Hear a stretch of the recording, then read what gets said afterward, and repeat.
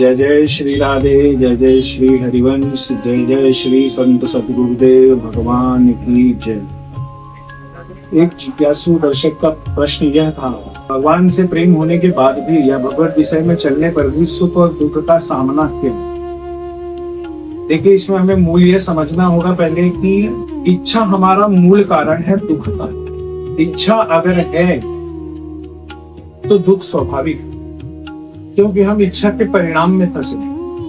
हमें परिणाम अच्छा मिला तो प्रभु मेरी सुन रहे हैं, अगर परिणाम नहीं अच्छा मिला तो प्रभु मेरी नहीं सुन। इस मनुष्य तन का जब रचना हुआ, भगवान ने इस देह को दिया, तो इसमें दो चीजें, एक पुण्य और एक प्रारब्ध।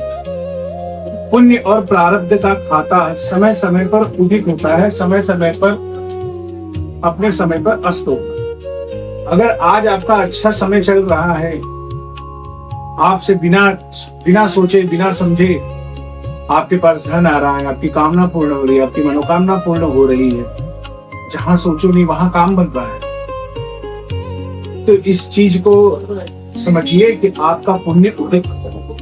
और प्रारब्ध, जब आपके काम न बने, आपकी इच्छाएं पूर्ण न हो, आपके जीवन में तरह तरह का दुख हो, इष्ट मित्र बंधु बांधव परिवार सब आपको देख के दुखी हो, सब आपसे ईर्ष्या करें,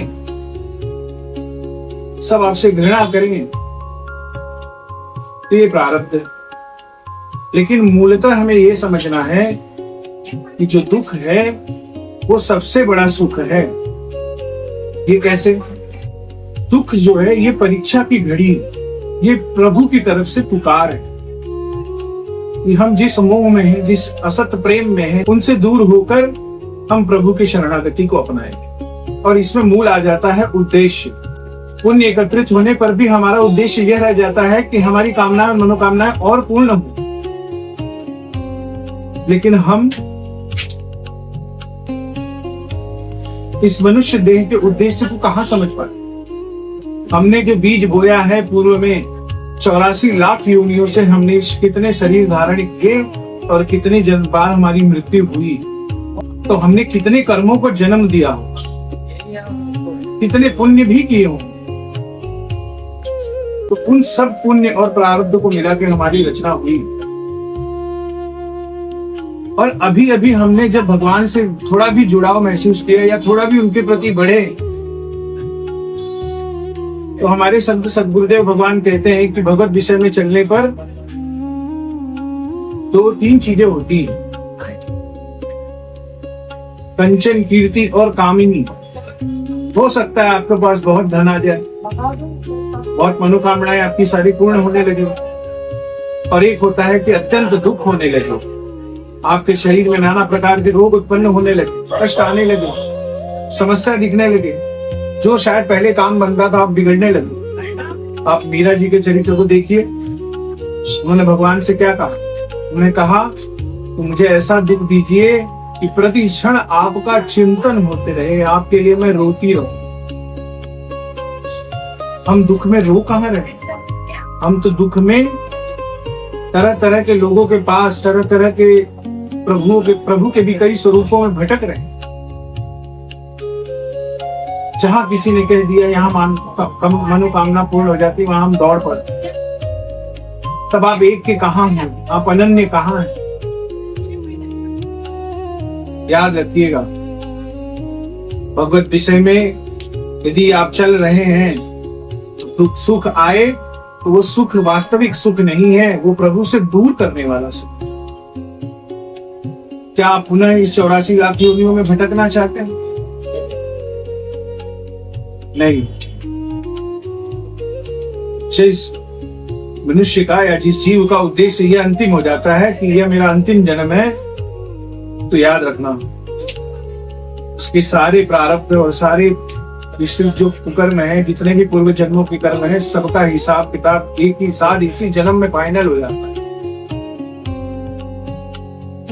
और उसे बहुत बड़े को बहुत छोटे में निपटाया जाता है, लेकिन हम उस छोटे को ही बहुत बड़ा मान बैठे।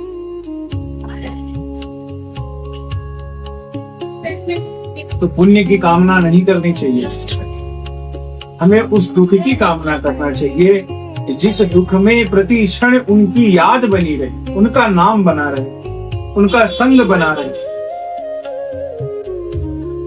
आज जो जीव माया ग्रसित हैं, जिनके पुण्य उदित हैं, वो पैसों में लिप्त हैं या इच्छाओं में लिप्त हैं, उनके पास समय नहीं है कि भगवान की तरफ वो देखें। जो परिवार से ठुकराया है, जो अपने इष्ट मित्र से ठुकराया है, जिसे दुनिया नहीं अपनाती, उसे प्रभु अपनाते। दुख भी वे देते हैं कि उसके चरित्र का निर्माण हो, उसके अहंकार का दमन हो।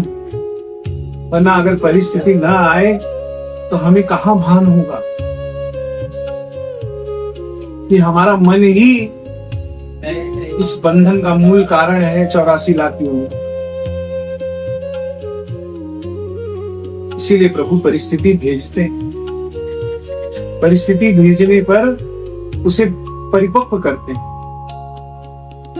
उसे सहनशीलता देते हैं, उसके अहंकार का दमन करते हैं। जब चारों दिशाओं में कहीं इच्छा पूर्ण न हो रही हो, तब वो जीव हारा हुआ महसूस करता है।